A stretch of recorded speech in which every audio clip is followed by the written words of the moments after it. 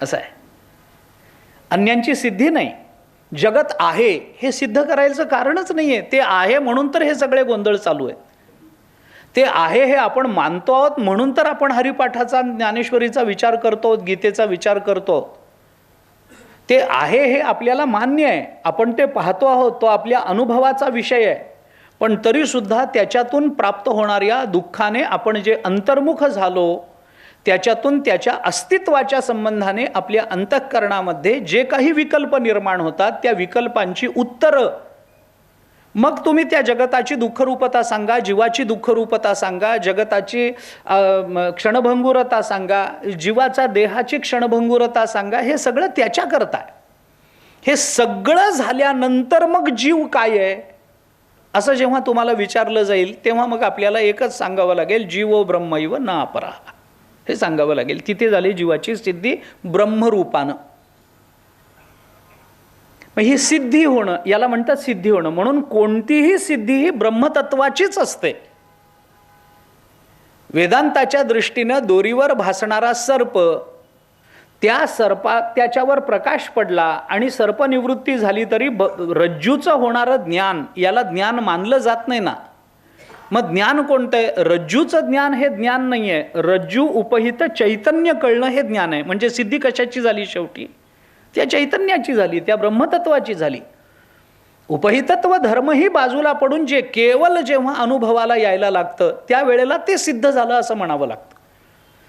म्हणून योग याग विधी येणे परमतत्वाची सिद्धी नव्हे, याच्याने सिद्ध होत नाही असं सांगणं चालू आहे. याचा सरळ अर्थ व्यतिरेकाने घ्यायचा झाला तर म्हणावं लागतं की याचा अर्थ योग याग विधी येणे ब्रह्मतत्वाची सिद्धी नव्हे, म्हणजेच फक्त नामानेच ब्रह्मतत्वाची सिद्धी होते, हा त्याचा अर्थ झाला. म्हणून हे वर्णन करण्याचे असे दोन प्रकार आहेत. वर्णन करण्याचे हे दोन प्रकार आहेत. आपण अन्वय आणि व्यतिरेक रूपानं वर्णन म्हणतो तसं ते आहे. तर हे व्यतिरेकानं जे वर्णन करायचं असतं ना, ते व्यतिरेकानं वर्णन हे या दोन पद्धतीनं होतं. त्याच्यात एक अतद्व्यावृत्तीपूर्वक असं जे वर्णन होतं ते तसं आहे. त्याला अमनुष्य प्रतिषेध न्याय असं म्हणतात. अमनुष्य प्रतिषेध आता हे अवघडच आहे. आचार्यांनी त्याला उदाहरण दिलंय, पण आता मला ते सांगायचं नाही आहे, त्रोटक सांगून जातो की एका घरामध्ये एका माणसाकडला काही काम सांगितलं, ते काम त्याच्याकडून झालं नाही. म्हणून त्याच्या वडिलांनी त्या मुलाला सांगितलं, तरुणाला सांगितलं, कोणाला, इतकंही काम करता येत नाही तुला, माणूस आहेस का पशु आहेस, नुसता गाढव आहेस. मग याला वाटलं आपण गाढव. मग तो बाहेर पडला आणि मग लोकांना विचारायला लागला, मी गाढव आहे का हो, मी गाढव आहे का? लोक काय उत्तर देणार? त्याची टिंगलटवाळी झाली. मग तो एका विद्वानाकडे गेला, कुणी महात्मा असेल, त्यानं जाऊन विचारलं, का हो मी गाढव आहे का? मग त्याने विचारलं, ते मला माहिती नाही, पण तुला 4 पाय आहेत का? तर तो म्हणला नाही आहेत. मग त्याने सांगितलं, मग बहुधा तू माणूस असशील. आता तू गाढव आहेस याच्यामध्ये त्याचं अमनुष्यत्व सिद्ध केलं. आणि जर तुला लांब कान नसतील, 4 पाय नसतील, तर तू कदाचित गाढव नाहीस, तू माणूस असला पाहिजेस, या अमनुष्यत्वाचा प्रतिषेध केला गेला. त्याला अमनुष्य प्रतिषेध न्याय असं म्हणतात. ते मोठं प्रकरण आहे. म्हणजे गाढवाचं नाही, या विचाराचं हे प्रकरण मोठं आहे. तसं पहिल्यांदा त्याचा आरोप करणे आणि नंतर त्या आरोपाचं निराकरण करणे, अशी वेदांतामध्ये एक रीती आहे. त्याला अध्यारोप अपवादाभ्याम निष्प्रपंचम प्रपद्यते असं म्हणतात. असो, ज्ञानेश्वर महाराजांनी आपल्याला नाममहात्म्य सांगत असताना असं सांगितलं की योग याग विधी येणे नोहे सिद्धी. योग याग विधी येणे नोहे सिद्धी म्हणजे काय? योग काय आहे आपल्याला हे सगळं माहिती आहे. योग शब्दाला अनेक अर्थ आहेत. योग शब्दाला शब्दामध्ये युज हा धातू आहे. जोडणे, एकत्रित येणे, मिळून जाणे, मिसळून जाणे या अर्थाने तो वापरला जातो. आणि मग जेव्हा अशा पद्धतीचा धातू आणि अशा पद्धतीचा त्याचा अर्थ जेव्हा निष्पन्न होतो त्या वेळेला वेगवेगळ्या क्षेत्रामध्ये हा शब्द वेगवेगळ्या भावाने वेगवेगळ्या अर्थाने वापरला जातो. मूळ धात्वार्थ एकच असतो. आपण जर वेदांतात गेलो तर योग शब्द म्हणजे जीव ब्रह्मैक्य, जीव आणि परब्रह्माची एकरूपता या अर्थाने वापरला जातो. संतुष्ट सततम योगी यतात्मा दृढनिश्चय, हे 12व्या अध्यायात आलं ना. तिथल्या योगी शब्दावर बोलताना ज्ञानेश्वर महाराजांनी अर्थ काय केला? जीव परमात्मा दोन्ही बैसवोनी ऐक्यासनी जयाच्या हृदय भुवनी विराजती, तो योगी आहे. म्हणजे जीव ब्रह्मैक्य म्हणजे योग झाला. पण हाच योग शब्द जर आपण गणितामध्ये घेऊन गेलो तर तिथं बेरीज करणे याचा अर्थ योग. योग म्हणजे बेरीज करणे. 2 आणि 3 बरोबर 5, 2 अधिक 3 बरोबर 5 असं जेव्हा आपण म्हणतो तेव्हा हे 2 त्या 3 मिसळून जातात आणि त्या 3 सामर्थ्य वाढवून देतात आणि मग त्याची किंमत वाढवून देऊन ते 5 होतात. ते मिळून मिसळून गेले, एकमेकांमध्ये जोडले गेले. 2 आणि 3 एकमेकांशी जोडले गेले म्हणून बेरजेला योग म्हणतात. हाच योग शब्द जर आपण आयुर्वेदामध्ये घेऊन गेलो तर रोगी आणि औषध या दोघांचाही विचार करून त्या दोघांना एकमेकांना जोडून देणं याला योग म्हणतात. आपल्यापैकी आयुर्वेदातले तज्ज्ञ कोणी असतील तर मी चुकत असेल तर मला सांगा. आपण योग शब्द औषध योजनेला लावला जातो आयुर्वेदामध्ये. आपल्याकडे सुद्धा 2 माणसं अचानक एकमेकांसमोर अचानकपणाने आली तर आपणही म्हणतो काय योग आहे, काय योग आहे. म्हणजे त्याची आणि आपली भेट होणं, आपण एकमेकांशी जोडले गेलो, हा योग झाला. रामानुजाचार्यांच्या मतामध्ये योग शब्द स्वस्व देवता अनुसंधानम या अर्थाने वापरला गेला, विशिष्टाद्वैती मता वगैरे वगैरे वगैरे. परंतु असं जरी असलं तरी शब्दाचा ज्या वेळेला असा विचार केला जातो त्यावेळेला शब्दाचा जो रूढ अर्थ एरवी वापरला जातो, वैविध्यातून सरलत्वाकडे जायचं असेल, क्लिष्टतेतून सरलत्वाकडे यायचं असेल तर रूढार्थाला महत्त्व दिलं जातं. रूढार्थाला महत्त्व द्या. म्हणजे काय करा, आपण योग शब्द कोणते, हे जोडलं जाणे, अमुक होणे, ते अद्वैतन द्वैतन नाही. आपल्या दृष्टीने योग म्हणजे अष्टांग योग एवढाच अर्थ. मग योगामध्ये मंत्रयोग वेगळा, हठयोग वेगळा, अष्टांग योग वेगळा, मग तो राजयोग वेगळा. गीता काढली तर प्रत्येक अध्यायाला योगच म्हटलंय.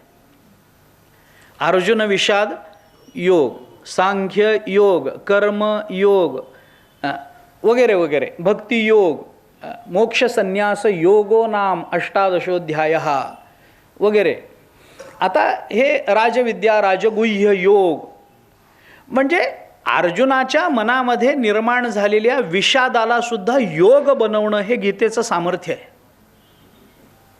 विषादाचाही योग होऊ शकतो, म्हणजे विषादाची आपल्याला प्राप्ती होऊ शकते, आपण विषादाशी जोडले जाऊ शकतो. योग त्या अर्थाने वापरला जाऊ शकतो. पण आपल्या दृष्टीने योग हा शब्द आपण जर 6वा अध्याय काढला ज्ञानेश्वरीचा तर इथं अष्टांग योग या अर्थाने वापरला गेला. हठयोगाचा विचार ज्ञानेश्वरीमध्ये आलेलाच आहे, नाही असं नाही आहे. किंबहुना 6वा अध्याय हठयोगाच्याच दृष्टीनं ज्ञानेश्वर महाराजांनी लावला आहे. अष्टांग योग हठयोगामध्ये अंतर्भूत आहे, पण हठयोगामध्ये कुंडलिनीचा विचार जास्त केला जातो आणि अष्टांग योगामध्ये 8 अंगाचा विचार विशेषत्वाने केला जातो. यम, नियम, आसन, प्राणायाम, प्रत्याहार, धारणा, ध्यान आणि समाधी. समाधीपर्यंत जाणं, यमापासून ते समाधीपर्यंत हा जो प्रवास आहे हा अष्टांग योग आहे. मग त्याच्यामध्ये साध्य रूपानं 3 माना, साधन रूपाने 5 माना वगैरे जे तपशील आहेत ते तपशील त्याच्यामध्ये, त्याच्याकडे नंतर जाऊ आपण वेळ झाला तर. मुद्दा हा आहे की अष्टांग योग हा मुख्य अर्थ इथं घ्यायचा. अष्टांग योग हा आपल्याला रूढ अर्थ, परिचित अर्थ आहे. कारण आपण म्हणजे नागपूरमध्ये तरी मला हे सांगावं लागू नये कारण खरोखर जनार्दन स्वामींनी ज्या पद्धतीनं या बाबतीत जी क्रांती केली ना, ज्या पद्धतीनं तो समाजाच्या अंतरंगात रुजवला ना आणि त्याकडे बघण्याची एक स्वतंत्र दृष्टी दिली, तो एक वेगळाच विचार आहे. पण आपण पातंजली योगसूत्र पहा. का ज्ञानेश्वर महाराज असं म्हणतात की योग याग विधी येणे नोहे सिद्धी, योगानं याची सिद्धी होणार नाही, यागानं याची सिद्धी होणार नाही. आणखीनही जर त्यातलं सूक्ष्मता काढून सांगायचं झालं तर योग याग आणि त्याच्याबरोबर एक शब्द वापरला विधी. विधी हा शब्द मीमांसा या अर्थाने, पूर्व मीमांसेचा वाचक आहे तो शब्द. कारण विधान करणं कर्मयोगाचा वाचक होऊ शकतो तो. असू दे, का असं म्हटलं असेल की याच्याने सिद्धी होणार नाही म्हणून? पतंजल मुनी तर स्वतः सांगतात.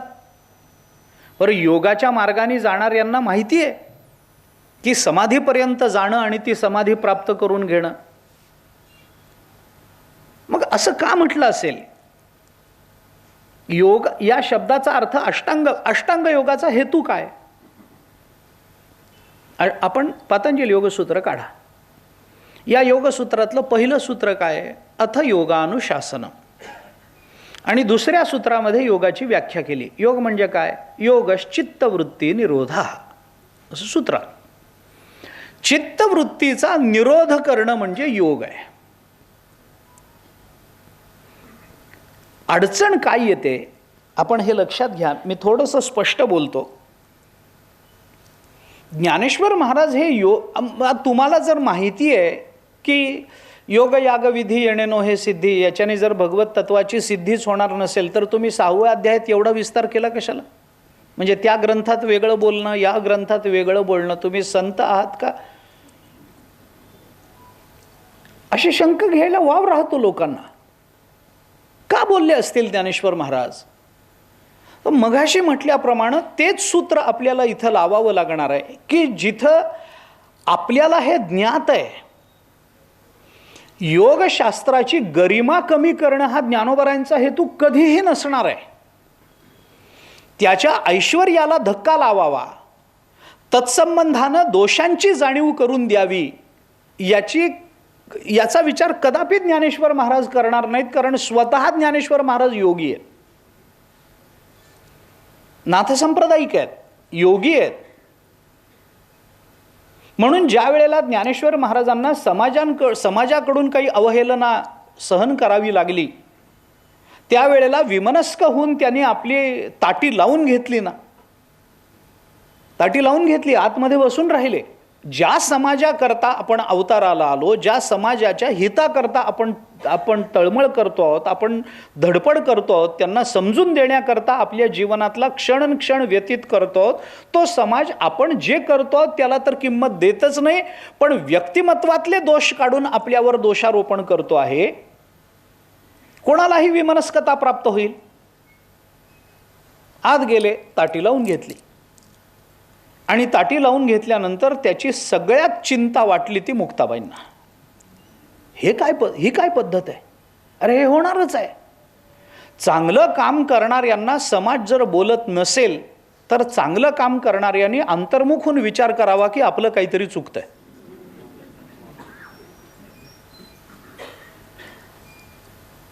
समाजाकरता झटणाऱ्यांना आत्तापर्यंत समाजाने प्रत्येक क्षणी त्यांचा गौरव केलेला आहे असं एकही उदाहरण आपल्याला जगाच्या पाठीवर दिसणार नाही. जगाच्या पाठीवर म्हणतोय.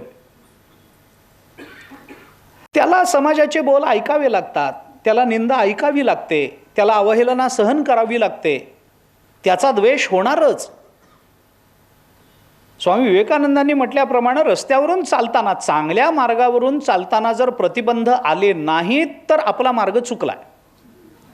प्रतिबंध चांगल्याच मार्गामध्ये येणार आहे. मग हे जर होणारच आहे तर मुक्ताबाई हा विचार करतायत की मग हे जर गृहीत आहे आणि आत्तापर्यंतचा इतिहास जर असाच आहे तर मग यांना समाजावर रागावून काय मिळणार आहे? रागावण्यासारखं वागणं हा समाजाचा धर्म असतो. आणि त्यांनी तसं वागूनही त्यांच्यावर न रागावणं हा संतांचा धर्म असतो. मग हे जर गृहीत आहे आणि हा जर सिद्धांत आहे, तर यांना ताटी लावून बसण्याचं कारण काय आहे? असं म्हणून मुक्ताबाई ज्ञानेश्वर महाराजांना समजावण्याकरता गेल्या आणि त्यांनी दरवाजा वाजवून ज्ञानोबारायांना जे ऐकवलं त्याला आपण ताटीचे अभंग म्हणून ओळखतो. या अभंगातल्या पहिल्या अभंगातला पहिला शब्द मुक्ताबाईंनी ज्ञानोबारायांकरता काय वापरलाय तर योगी पावन मनाचा साहे अपराध जनाचा, जग जरी झाले वन्नी संती सुखे व्हावे पाणी, शब्द शस्त्रे झाले क्लेश संती मानावा उपदेश, विश्वपट ब्रह्मदोरा ताटी उघडा ज्ञानेश्वरा. हे जनाबाईंनी हे मुक्ताबाईंनी ज्ञानोबारायांना ऐकवलं. हे ऐकवताना किती गंमत असते. मुक्ताबाई लहान आहेत, ज्ञानोबाराय त्यांच्यापेक्षा मोठे आहेत, मध्ये सोपान काका आहेत. 4 वर्षाचं अंतर आहे मुक्ताबाई आणि ज्ञानेश्वर महाराजांच्या वया. मी पारमार्थिक अधिकाराचा विचार करत नाही आहे, सामान्यत्वानं बोलतो. परंतु समजवण्याची रीती कशी असते? ज्ञानोबारायांना मोठ्यांना समजावताना सुद्धा मुक्ताबाईंनी तीच रीती अवलंबावी, तीच पद्धत अवलंबावी. हे विलक्षण आहे, विचक्षण आहे, आश्चर्यकारक आहे. लहान मुलाला घरामध्ये समजावताना तो जर अभ्यास करत नसेल, उनाडक्या करत असेल, तर आई त्याला जवळ घेऊन अभ्यास कर असं सांगताना पहिल्यांदा त्याला रागावत नाही, पहिल्यांदा त्याचं कौतुकच करते की माझं बाळ शहाणं आहे, मी म्हणेल ते ऐकतं. आणि मग त्याला सांगते आपण अभ्यास केला पाहिजे. कौतुक करून पहिल्यांदा त्याच्या मनाला आत्मसात करणं, ते मन हातात घेणं आणि मग त्याला ऐकवणं. विश्वपट ब्रह्मदोरा हे काय ज्ञानेश्वर महाराजांना माहिती नाही असं नाही आहे, पण ताटी उघडा हे जर त्यांना आवर्जून सांगायचं असेल तर पहिल्यांदा त्यांचं कौतुक केलं पाहिजे. आणि त्या कौतुकाचा वाचक शब्द आहे योगी पावन मनाचा आहे. मुक्ताबाई समजावताना आई होतात आणि त्या ज्ञानोबारायांच्याही आई होतात. फार विलक्षण आहे. तिथं बोलताना मुक्ताबाईंनी ज्ञानोबारायांना योगी म्हटलंय आणि ज्ञानोबारायांची योगातली योग्यता काय आहे हे मुक्ताबाईशिवाय अन्य कोण सांगू शकणार आहे? मग असं जर असेल तर ते ज्ञानेश्वर महाराज योगाची निंदा करतील असं कसं शक्य? योगयाग विधी येणेनो हे सिद्धी म्हणताना हा हेतू आहे का हे सांगण्यात की तुम्ही योगाच्या मार्गाने जात जाऊ नका, हे सांगण्याचा हेतू आहे का? तर अजिबात हेतू नाही आहे. योगशास्त्र ज्ञानेश्वर महाराजांना मान्यच आहे, त्यांचा तो अनुभव आहे आणि जो अनुभव आपल्याला ब्रह्मसुख प्रदान करतो त्या अनुभवाला नाकारणं अथवा त्या अनुभवाची निंदा करणं हे कोणत्याही शहाण्या माणसाचं काम नाही आहे. कोणत्याही विचारी विवेकी पुरुष हे असं करू शकत नाही. मग ज्ञानेश्वर महाराजांनी इथं जे सांगितलं त्याचा अर्थ काय, याच्याकरता योग काय आहे, अष्टांग योग का म्हटलं, याच्याने परब्रह्म स्वरूपाची सिद्धी का होत नाही असं ज्ञानेश्वर महाराजांना वाटतं. जर त्यांना अनुभव आहे तर तो अनुभव इतरांना सांगण्याकरता का हातचा राखून ठेवतात ज्ञानेश्वर महाराज, अशा शंका उत्पन्न होतात. आणि याहीपेक्षा मोठी शंका आपल्याला अशी विचारात घेता येऊ शकते, जर योग याग विधी याच्याने ब्रह्मतत्वाची सिद्धी होणारच नसेल तर शास्त्रांनी तरी हे मार्ग का सांगितले? मग वेदांनी तरी हे भाषा का बोलून दाखवावी? मग वेदाच्या भाषेला वैयर्थ येतं, व्यर्थता येते. मग पुन्हा बोलायला लोक मोकळे राहतात. अर्थवादात्मक वेद बोलतो, नामुक बोलतो, तमुक बोलतो, हे सगळं सुरू होतं. मग अवास्तव केलेली स्तुती आहे ही अन्य साधनांची, अवास्तव केलेली निंदा आहे, असं होत नाही. ज्या अर्थी आम्हाला शास्त्रांनी सांगितलंय, ज्या अर्थी वेदांनी सांगितलंय, त्या अर्थी ते आमच्या कल्याणाचं आहे आणि आमच्या शक्यतेच्या कोटीतलं आहे म्हणूनच सांगितलं गेलं. वेद आणि संत आपल्याला जे अशक्य आहे ते कधीही सांगत नाहीत, जे शक्य आहे ते सांगतात. जीवाला ब्रह्मरूप होणं शक्य आहे, सांगितलं गेलंय. जीवाला ईश्वर होणं शक्य नाही, कधीही सांगितलं नाही की जीवाने ईश्वर व्हावं, जीवाने ब्रह्म व्हावं, हेच सांगितलं. ईश्वर होणं शक्य नाही. बाकीचा विषय सोडून द्या.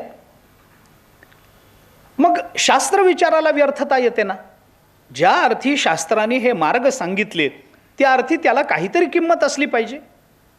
शास्त्राने सांगायचं, ज्ञानेश्वर महाराजांनी नाकारायचं, असले उद्योग दोघांनी केले नाहीत. मग हे का? याचं थोडंसं उत्तर देतो.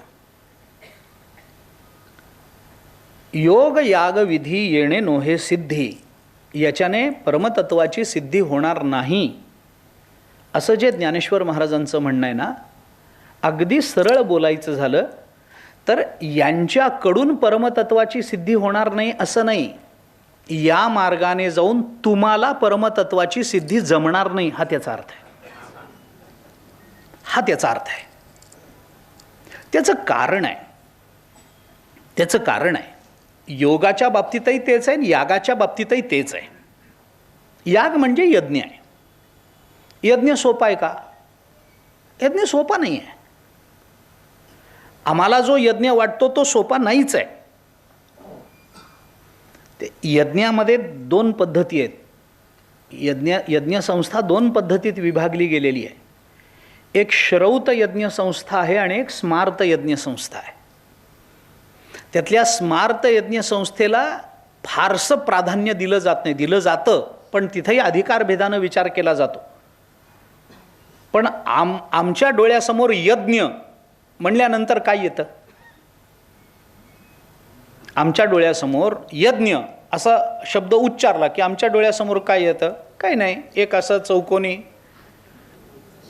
कुंड केलेलं आहे, ते जरा खोल आहे, त्याच्यातून अग्नी धगधगतोय, त्याच्या आजूबाजूला दाढी वाढलेली, भस्माचे पट्टे ओढलेले, पोटं सुटलेली असे ब्राह्मण बसलेले आहेत आणि ते काहीतरी स्वाहा स्वाहा स्वाहा म्हणतायत आणि त्याच्यामध्ये काही ना काहीतरी टाकलं चाललेलं आहे, टाकत ते चाललेले आहेत. त्याच्याने खूप धूर झालेला आहे, त्याच्याने डोळे चुरचुरतात. आपल्या वास्तुशांतीला एवढंच आपण अनुभवलं आहे किंवा लग्न कार्यात मुंजीत वगैरे काय अनुभवाला आला असेल तेवढंच, आपल्याला तेवढंच माहिती आहे. एवढंच आहे ना. यज्ञ यज्ञ यज्ञ म्हणजे आपल्या दृष्टीने काय तर हे, तर हा जे आपल्या डोळ्यासमोर येतं ना, हा सगळा श्रौत विधी आहे. आपल्या डोळ्यासमोर जे येतं ना तो सगळा श्रौत विधी आहे, तो स्मार्त विधी नाही आहे. की स्वाहा स्वाहा म्हणून हवीर द्रव्याचं हवन चालू आहे.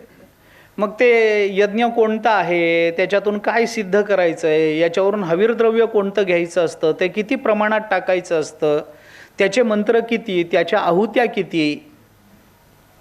आणि हे जे श्रौत विधान केलं जातं ना यज्ञाच्या संबंधातलं, उगे ऐकून ठेवायचा काही उपयोग नाही, मलाही माहिती आहे. पण आपल्याला माहिती असलं पाहिजे आपली संस्कृती काय सांगते आपल्याला, काय विभाग केले गेले, कशा करता केले गेले, आपल्या कानावर असलं पाहिजे. हा जो श्रौत विधी केला जातो ना, हा श्रौत विधी आपल्या जीवनाचा एक अविभाज्य भाग आहे. या श्रौत विधानाचे 3 प्रकार होत असतात. एक प्रकार होतो पाकयज्ञ संस्था, दुसरा प्रकार होतो हवीर यज्ञ संस्था आणि तिसरा प्रकार असतो तो सोम संस्था. असे 3 प्रकार त्याच्यामध्ये केले जातात. आणि या 3 संस्थांमधून 3 संस्थांचे 7-7 यज्ञ असतात. असे मिळून 21 प्रकारचे यज्ञ आपल्याला श्रौत प्रयोगामध्ये सांगितले जातात. हे सामान्य मीमांसा ही काही फार हे आपण लक्षात ठेवलंच पाहिजे. ह्याच्यातला मी कोणता करू, काही करू नका, कृपा करू. आत्ता जे चाललंय ते एवढंच चाललंय की हरिमुखे म्हणा, हरिमुखे म्हणा, पुण्याची गणना कोण करी, एवढाच विषय आहे. काय आहे हा यज्ञ? अगदी सोप्या भाषेत बोलायचं झालं, आता जुन्या काळामध्ये, अलीकडे राहिलं नाही, पण जुन्या काळामध्ये वैश्वदेव घराघरामध्ये केला जात असे. हा वैश्वदेव काय आहे तर हे पाकयज्ञ संस्था आहे. त्याचे हेतू काय वगैरे सोडून द्या. काय आहे हे? सूर्याय इदम न मम, इंद्राय इदम न मम. हे न मम हे त्यांचं आहे, माझं नाही आहे, त्यांचं आहे, माझं नाही आहे.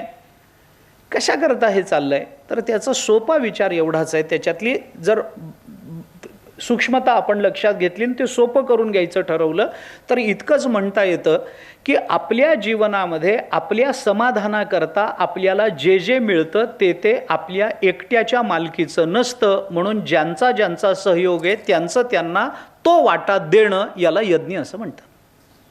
सोपा विचार एवढाच करा. कारण आम्हाला जे अन्न मिळतं ते जरी आम्ही आमच्या शेतात कष्ट करून पिकवत असलो तरी सुद्धा पाऊस पडणे, भूमीला मार्दव असणे, त्या भूमीमध्ये त्या पावसाचे पाणी धारण करून ठेवण्याचं सामर्थ्य असणे, विपरीत रूपानं काहीतरी वातावरण न बदलणे, अमुक आहे तमुक आहे, हे सगळे त्याच्यावर आपत्ती न येणे वगैरे, ह्याच्याकरता आपल्या शास्त्राच्या दृष्टीने, आपल्या संस्कृतीच्या दृष्टीने ज्या ज्या देवता त्या त्या कार्याच्या देवता म्हणून सांगितलेल्या असतात, त्या त्या देवतांबद्दलची कृतज्ञता म्हणजे यज्ञ असतो. की हे सूर्याचं आहे तर सूर्याच्या प्रकाशामुळे आमच्या शेतामध्ये उत्पन्न आलं तर हे सूर्याचा हा वाटा आहे. सूर्याय इदम, इंद्राय इदम, त्याने पाऊस पाडला ना, इंद्राय इदम, अमुक तमुक तमुक जे काही आहे ते सगळ्याचं सगळ्याला देऊन टाकणं म्हणजे यज्ञ आहे. देहपातानंतर जेव्हा शरीराचं दहन होतं त्यावेळेला सुद्धा हे शरीर चालवण्याकरता पंचमहाभूत कारणीभूत ठरतात ना. मग या देहातलं पंचमहाभूताला जे जे पंचमहाभूताचं आहे ते त्यांचं त्यांना तिथे तिथे देऊन टाकणं म्हणजे दहन आहे. तोही यज्ञच आहे, तोही यज्ञच आहे एका अर्थाने वगैरे. आपण उपनिषदामध्ये बघितलं तर पुष्कळ विचार आहे. याच्यापेक्षा अजून थोडं सोपं करून घ्यायचं असेल तर आपण भगवद्गीतेचा 4था अध्याय पहा. त्याच्यामध्ये अनेक यज्ञांचा विचार भगवंताने अर्जुनाला सांगितलाय. तो कसा असतो, ज्ञानसुद्धा यज्ञच आहे, त्याला आपण ज्ञानयज्ञ म्हणतो. कर्मसुद्धा एका अर्थाने यज्ञच आहे वगैरे वगैरे. हे सगळं आहे त्याच्यामध्ये. आता हे जे आहे ना हे आपण करत राहू, करण्याबद्दल काही म्हणणं नाही. पण ज्ञानोबाराय म्हणतात येणे नोहे सिद्धी. मग कशाला सांगितलं? हे कळण्याकरताच सांगितलं. याच्याने सिद्धी होणार नाही हे कळावं म्हणूनच सांगितलं, बाकी काही नाही. आम्हाला तो वर्ज करायचा होता म्हणूनच लावून घेतलाय. भूपातला वर्ज होता म्हणूनच आम्ही तो तारेवर लावून घेतलाय. तर आम्हालाही हे समजून घेणं ही एवढ्या करताच आहे की ज्ञानेश्वर महाराज म्हणतात याच्याने सिद्धी होणार नाही.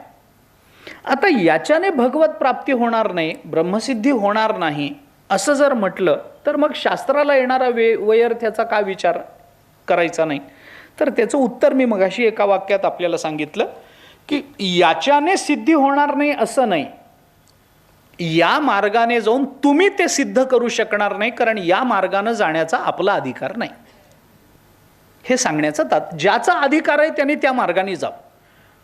योगयाग विधी येणे नो हे सिद्धी हे पातंजल मुनींना सांगणं चालू नाही आहे, हे लक्षात घ्या. हे कुणाला सांगणं चालू आहे? म्हणून पुन्हा चला आसोनी संसारी यांच्याकरता चालू आहे हे सगळं.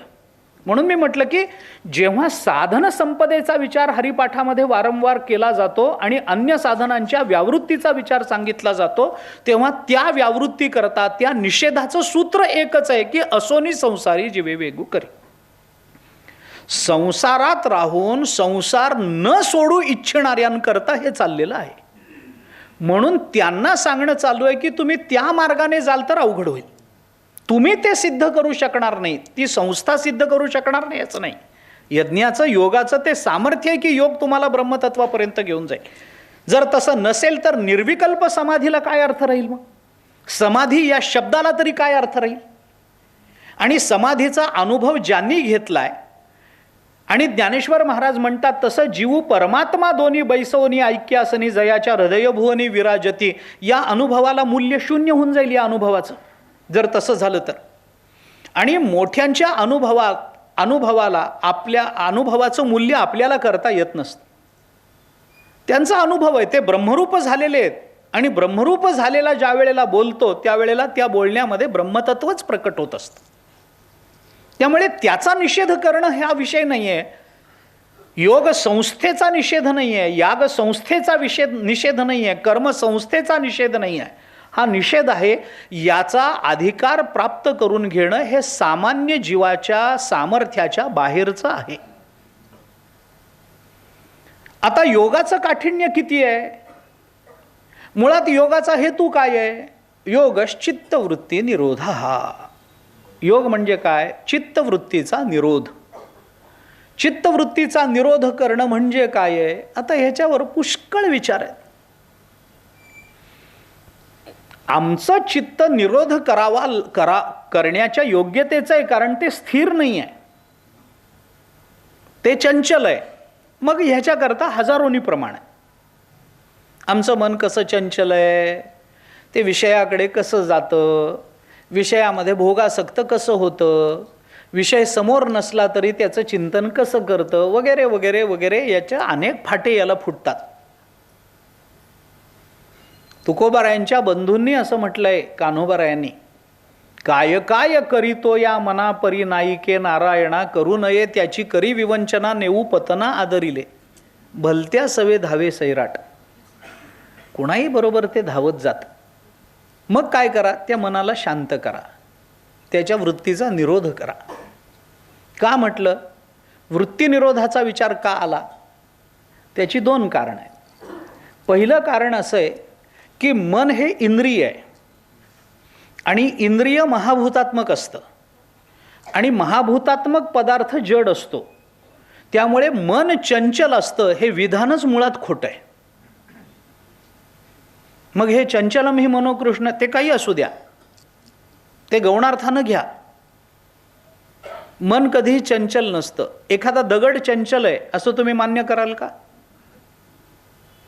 तुम्ही ज्या खुर्चीत बसला ती खुर्ची चंचल आहे असं मान्य कराल का? एखादी इमारत चंचल आहे असं मान्य कराल का? आपले कपडे परिधान केलेले ते चंचल आहेत असं झालं असतं तर किती अवघड झालं असतं. मान्य कराल का? असं नाही करता येत. का नाही करता येत? कारण त्यांच्या ठिकाणी जडत्व आहे. जड वस्तूला चलनवलन नसतं म्हणून तर त्याला जड म्हणायचं ना. त्याचं जडत्व हे त्याच्या अचलत्वात सामावलेलं आहे. जर ते स्वतःहून चल राहिलं असतं तर त्याला जड कोण म्हणालं असतं? तसं मन हे महाभूतात्मक आहे आणि महाभूतात्मक आहे म्हणून मन जड आहे. मग हे चंचल का म्हटलं? म्हणून त्याची संगती ही आहे की मन स्वतः चंचल नसतं, मनाच्या राजस आणि तामस वृत्ती त्याला चंचल बनवत असतात. त्याच्याकरता योग वासिष्ठ पहा म्हणजे आपल्याला ते कळेल. मनाच्या ठिकाणी असणाऱ्या वृत्ती त्याला चंचल बनवतात. मनुष्य धावतो पायांवरती, त्याचे पाय जर तोडून टाकले तर धावण्याची इच्छा असूनही त्याला धावता येत नाही की नाही. तसं मनाच्या राजस आणि तामस वृत्ती तोडून टाकल्या तर ते मन इच्छा असूनही चंचल होऊ शकत नाही. त्याला जरी कुठं जायचं झालं तरी जाऊ शकत नाही. त्याला जागेवर बसावं लागतं. कारण का? ज्या पायांवर ते मन धावतं त्या वृत्ती मोडून काढल्या. हा त्याचा सरळ अर्थ आहे. मग वृत्ती तरी चंचल, वृत्तीला चेतनत्व आहे का? आहे. का आहे? कारण वृत्तीच्या ठिकाणी चैतन्य राहतं म्हणून. ज्याला वृत्ती चैतन्य असं म्हटलं जातं. तसं महाभूत चैतन्य नावाचं प्रकरण नाही ना वेदांतामध्ये. वृत्ती चैतन्य मान्य आहे, भूत चैतन्य मान्य नाही. म्हणून वृत्ती आवरल्या पाहिजेत. इंद्रिय आवरणं किंवा मन आवरणं याचा अर्थ मनाच्या वृत्ती आवरणं अशा असतं. त्या वृत्ती आवरता आल्या पाहिजेत. त्याला